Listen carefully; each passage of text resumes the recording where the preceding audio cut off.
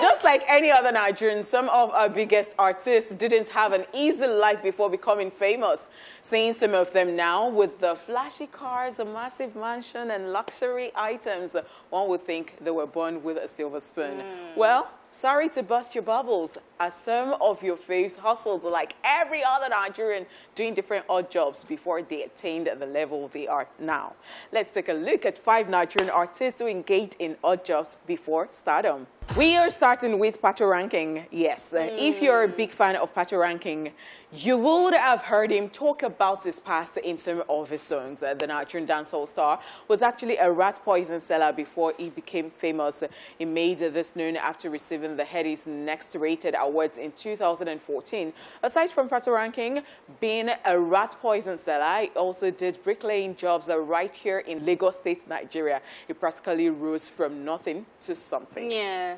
All right, we also have P-Square on the list. Now, before this duo became one of Africa's biggest stars, they also had to do some odd jobs, right? Peter, a.k.a. Mr. P, once worked as an attendant in a supermarket, while Paul, a.k.a. Rude Boy, did some electrical repair. Now, you can tell that their story is very different from where they're coming from. Definitely. I can imagine Mr. P trying to sell you something in the store and he's dancing. Oh, do me. Buy mine. Buy mine. Yeah. Wow. I apologize for that. Yeah. Let's talk about Mr. Banky W. This might be hard to believe though, but it's actually true. Banky W once worked as a sales boy during his time in the USA. He was working at fast food outlets, clothing stores, and as a knife salesman who sold knives from door to door. Okay, so we have Timaya right here. So Timaya was a great hustler and a very good plantain seller. Did you know that?